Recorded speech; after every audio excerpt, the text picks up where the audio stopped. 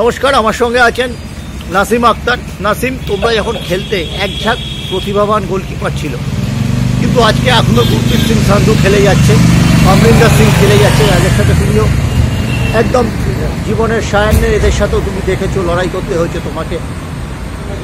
এরপরে গোলকিপার হিসেবে নতুন কেউ উঠে আসছে না, বা বিশালকেই নিশ্চয়ই আউটস্ট্যান্ডিং খেলছে গত 2-3 বছর ধরে।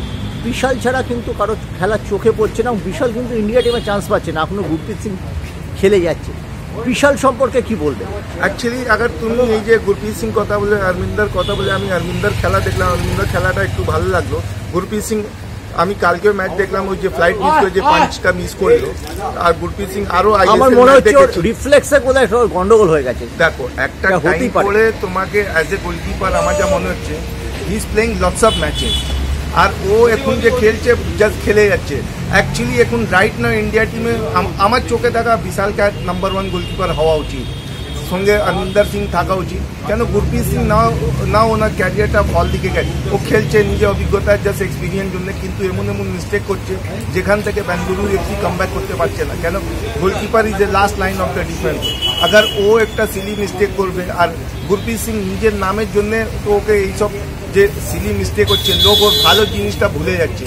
কেন ক্রিটিসিজম তুমি স্টপ করতে পারবে না। আমি ওই বললাম না তোমাকে, কালকে ম্যাচ দেখলাম, গুরপ্রীত সিং 7 ফিট মতিন হাইট, ওই পাঁচটা যে মিস করলো, আমি অ্যাজ এ গোলকিপার এইটা নিতে পারি না, ওটা গুরপ্রীত সিং তো একদমই নিতে পারি না। এই আজকে গোলকিপার আগে কেরালা ব্লাস্টার গোলকিপারটা করতো তো নিতে পারতাম, যেহেতু ইজ ভেরি ইয়াং গোলকিপার, আর তো ম্যাচুয়ার নেই সুরেশ সচিন, আগার ও এরম মিস্টেক করতে অ্যাকসেপ্ট করতাম। কিন্তু তুমি ইন্ডিয়া সব থেকে বিগেস্ট লিগ খেলছো ISL, যেখানে এরকম একটা ইন্ডিয়া, মানে আমার মনে হয় কি is a most senior player in this ISL, আর ইন্টারন্যাশনাল সব থেকে বেশি ম্যাচ খেলেছো, কিন্তু তোমার সে এরকম সিলি মিস্টেক আমি অ্যাকসেপ্ট করতে পারি না। নিশ্চয় ও এটা কামব্যাক করবে, রিয়েলাইজ করছে, কিন্তু আমার চোখে দেখা এখন বিশাল ক্যাটকে ইন্ডিয়া টিমে ইমিডিয়েটলি ডাকা উচিত, ইভেন ওকে চান্স দেওয়া, বিকজ বিশাল ক্যাট এটা ওর একদম হাই টাইম চলছে। কেন একটা প্লেয়ারে যখন হাই টাইম চলে সেই টাইম ওকে ইউটিলাইজ করতে হয়, আইদারওয়াইজ ও মোরালি ডাউন হতে শুরু হয়। আর গোলকিপিং টোটালি সাইকোলজিক্যাল গেম। গোলকিপার যখন মোরালটা ডাউন হতে শুরু হয়, তুমি দেখবে হঠাৎ করে গ্রাফটা পড়ে যায়, ফির কামব্যাক করো। কেন কি ওর মনে তো আছে কি আমি এত ভালো খেলছি, but I am not getting national jersey. কেন আমরা সবাই ভাবি কি ক্লাব খেলবো ঠিক আছে, কিন্তু national jersey priority, national jersey রেসপেক্টটাই আলাদা। তো আমি এক্সপেক্ট করি কি মানে খুব শীঘ্রই বিশাল ক্যাট ইন্ডিয়া টিমে চান্স পাবে, আর ইন্ডিয়া জার্সি ওকে দেখবো। বিএফসির কি এবার নতুন গোলকিপার তুলে আনা উচিত? গুরপ্রীতের অবভিয়াসলি তোলা উচিত। কি দেখো, তোমার একটা গোলকিপার নিয়ে তুমি এটা বড় লিগ, আমি বলছি তো জাস্ট ফিটনেস ও নিজের নামের উপর খেলছে, কিন্তু আজকে এটাও কিন্তু আমি আমার একটা ছোট্ট এক্সাম্পল দিতে পারি। যখন বীরেন্দর সিং খেলছিল, আমি তখন মহেন্দ্রাতে নতুন গিয়েছিলাম, এই পুরোপুরি হ্যান্ডিসার প্ল্যান ছিল, একটা আপনার 20% নিয়ে আসতে হবে, কেন কি আমার টিমটাকে রেডি রাখতে হবে।